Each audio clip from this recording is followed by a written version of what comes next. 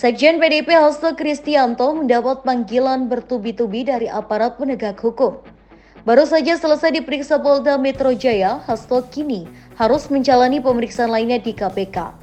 Wakil Ketua Umum Partai Gerindra Habibur Rahman menyatakan, Hasto Kristianto semestinya tidak takut menghadapi pemanggilan polisi. Habibur Rahman mengklaim ketika masih menjadi oposisi, ia juga sering dilaporkan ke polisi. Wakil Ketua Komisi 3 DPR ini pun yakin bahwa aparat penegak hukum tidak pernah mengkriminalisasi seseorang. Kenapa? Jangan cemen juga gitu kan, yang seperti itu.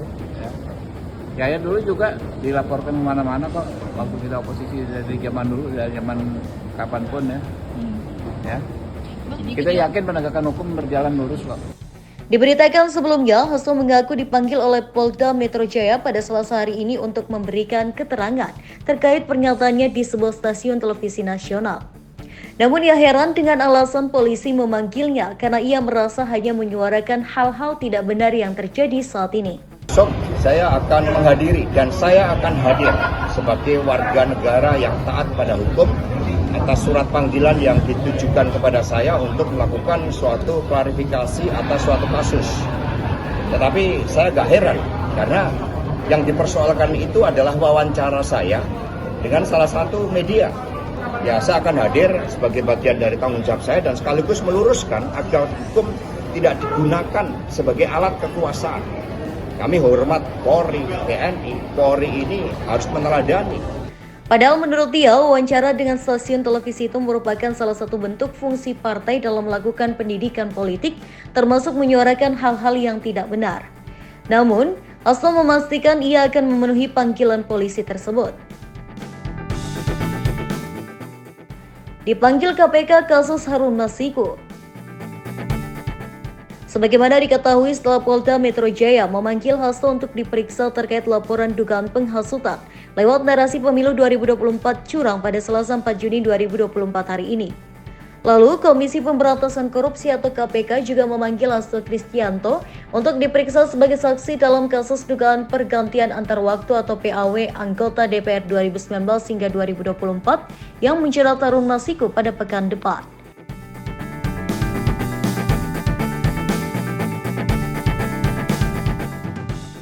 Menurut Roni, PDIP saat ini memang tengah sibuk mempersiapkan kontestasi Pilkada Serentak 2024 yang digelar November mendatang. Namun laporan pengaduan masyarakat atau DUMAS yang menurutnya tidak jelas di Polda Metro Jaya seakan ingin membuat fokus PDIP beralih.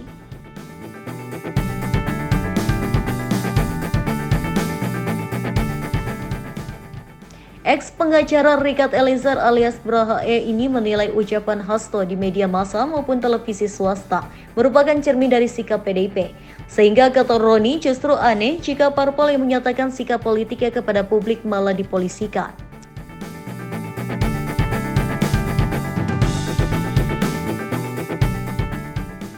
Hasto sendiri diketahui dilaporkan oleh dua orang bernama Hendra dan Bayu Setiawan di Sentra Pelayanan Kepolisian Terpadu atau SPKT Polda Metro Jaya.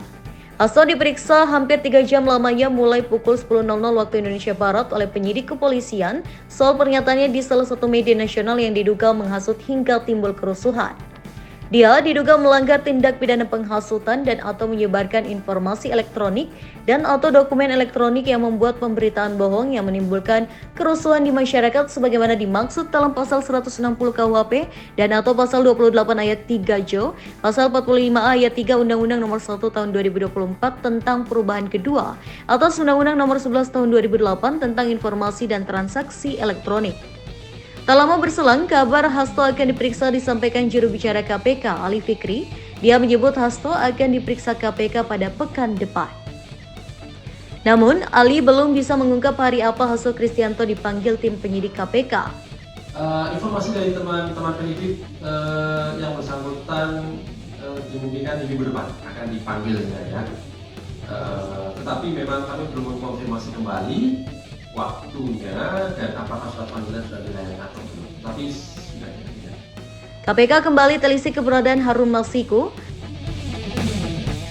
Belakangan KPK kembali rajin mengusut kasus Harun Masiku yang sudah menjadi daftar pencarian orang atau DPO selama 4 tahun. Ada 2 mahasiswa serta seorang pengacara yang dicecar tim penyidik KPK untuk mencari tahu lokasi persembunyian Harun, termasuk dugaan adanya pihak yang dengan sengaja menyembunyikan Harun Masiku. Bahkan, penyidik KPK sempat memanggil mantan Komisioner Komisi Pemilihan Umum atau KPU Wahyu Setiawan.